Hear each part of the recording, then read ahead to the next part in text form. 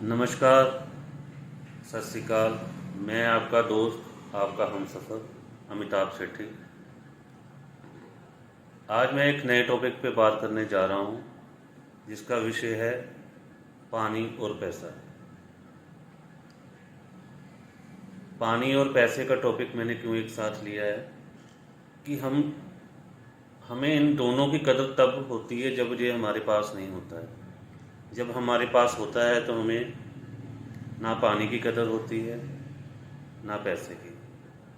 जब पानी आता है तो हम उसका वेस्टेज बहुत करते हैं। हम उसको कारें धोते रहते हैं और जगह साफ़ करने के लिए पाइप लगी रहती है, और उसके लिए हम कोई भी सेव नहीं करता है उसको। और अगर किसी को पता लग जाए कि अगले 4 दिन पानी नहीं आएगा, तो हम उसको स्टोरेज करके रखते हैं। बड़े बड़े बांध बनाए जाते हैं इसीलिए कि आगे जाके इन फ्यूचर 20 साल, 25 साल, 30 साल के बाद किसी को पानी की दिक्कत ना आए, उसके लिए बांध बनाए जाते हैं।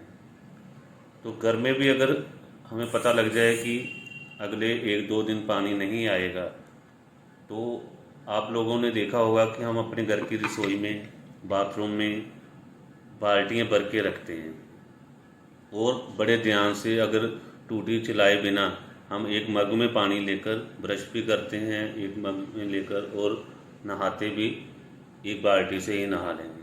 नहीं तो शावर के साथ नहाते हैं और पानी को वेस्ट करते हैं। उसी तरीके से जब पैसा हमारे पास आ रहा है तो उसकी कदर नहीं होती है, लेकिन जब पैसा नहीं होता है हमारे पास तो तब उसकी कदर होती है। तो इसीलिए पानी और पैसे को बचाइए। अमीर वो नहीं है जो पैसा कमाता है, अमीर वो है जो पैसा बचाता है। आज मैं आपके सामने साथ में ही एक सर्वे की बात करूंगा। भारत सरकार द्वारा एक अध्ययन के अनुसार 54% लोग रिटायरमेंट के बाद 60 साल की उम्र, जो हमारे यहाँ पे 58 हो चुकी है, 60 साल की उम्र के बाद 50% लोग जो हैं दूसरों पर निर्भर रहते हैं। यानी कि वो अपने बच्चों पर, चैरिटी पे, अनाथ आश्रम में और लोगों पर मुहताज रहते हैं, क्योंकि उन्होंने अपनी कोई प्लानिंग नहीं की। जब पैसा था तब उसकी सेविंग नहीं की। 36% लोग ऐसे होते हैं जो किसी न किसी कारण उनकी डेथ हो जाती है, वो 60 तक पहुँच ही नहीं पाते हैं। और 5% लोग जो है ऐसे होते हैं कि जो 60 साल की उम्र के बाद भी जॉब करते हैं। आप लोगों ने देखा होगा कि कई गवर्नमेंट जॉब में भी लोग होते हैं, वो कहीं ना कहीं 60 साल की उम्र के बाद कहीं क्लर्क की जॉब कर रहा है, कहीं मंडी में लगा है, और कहीं ना कहीं वो अपने लिए कोई ना कोई जुगाड़ कर रहा है। देखिए कि एक हम 20 से 30 साल एक ही उम्र तक हम टाइम पीरियड कमाते हैं, लेकिन उसके बावजूद भी हम 60 साल की उम्र के बाद जो है बैठ के नहीं खा पा रहे, क्योंकि वहाँ पे हमारे से ये गलती हुई कि हमने उसकी सेविंग नहीं की है। और 4% लोग जो हैं वो किसी पर निर्भर नहीं रहते, उन्होंने किसी न किसी कारण अपनी कोई ना कोई प्लानिंग की है।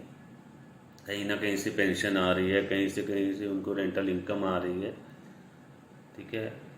और 1% लोग जो ऐसे होते हैं कि जो राजा की ज़िंदगी जीते हैं, जिन्होंने अपनी अच्छी प्लानिंग, जो आने वाले समय के हिसाब से, महंगाई के दर के हिसाब से, जहाँ पर लोग अक्सर कहते हैं महंगाई बढ़ रही है, बढ़ रही है। ये बात एक है कि चाहे कोई भी सरकार आ जाए, महंगाई को कोई नहीं रोक सकता है। महंगाई बढ़ेगी और बढ़ेगी और बढ़ेगी, लेकिन महंगाई के साथ अगर आपने अपने सिस्टम को नहीं बदला और अपनी सेविंग को नहीं बढ़ाया, तो कल आप पछताओगे।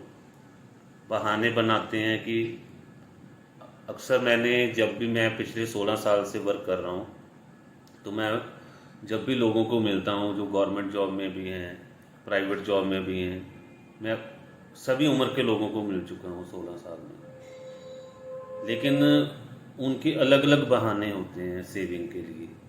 जैसे अगर हम 25 साल, 20 साल से 25 साल की उम्र के बच्चों को मिलते हैं, उनसे अगर हम पॉलिसी की बात करते हैं तो वो हमें कहते हैं कि अभी तो हमारा कैरियर स्टार्ट हुआ है, अभी तो मैं आईफोन लूँगा, ठीक है जी, मैं अभी फ़ोन, मेरा ड्रीम फ़ोन है, मेरी ड्रीम कार है, मेरी ड्रीम बाइक है, वहाँ पे लूँगा।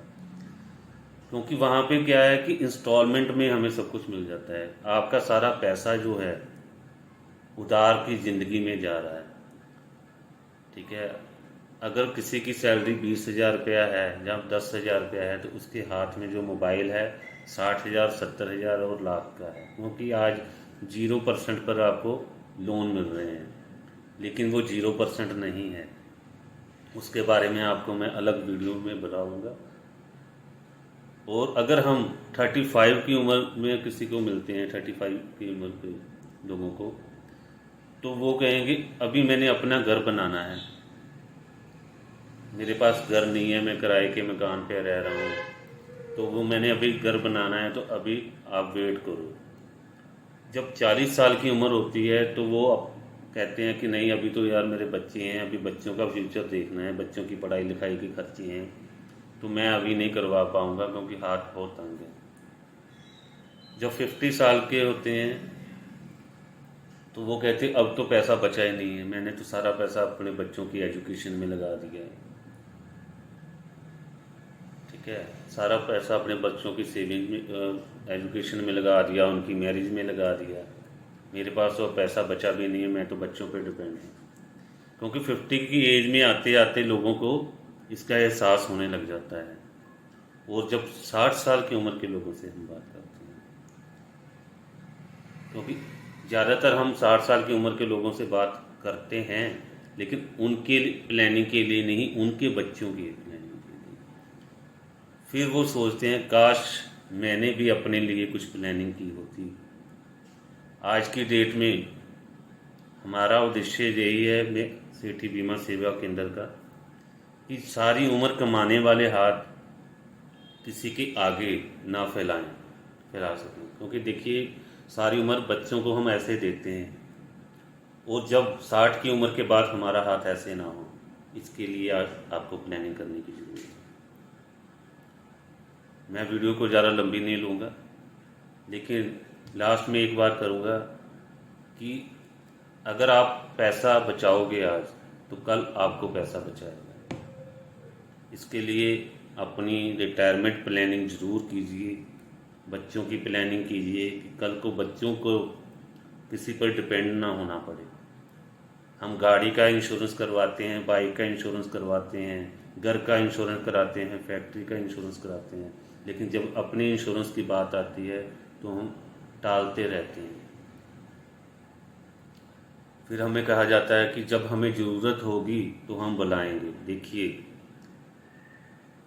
जब आपके घर में बिजली ख़राब होती है तो आप इलेक्ट्रिशियन को बुला सकते हो, बिजली वाले को ठीक करने के लिए बुला सकते हो, वो तब आ सकता है। जब आपके पानी की लीकेज है वहाँ पे आप प्लम्बर को बुला सकते हो, क्योंकि तब आपको ज़रूरत है।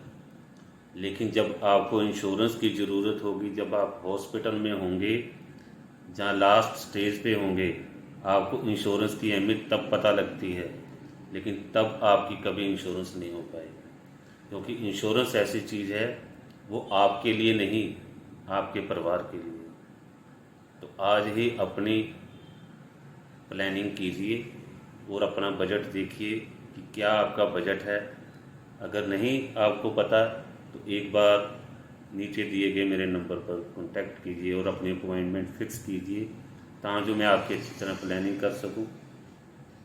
हमारा उद्देश्य यही है कि जो परिवार हैं वो सुरक्षित रहें और उनकी आमदन बढ़ती रहे और वो खुश रहें। जय हिंद। Thank you.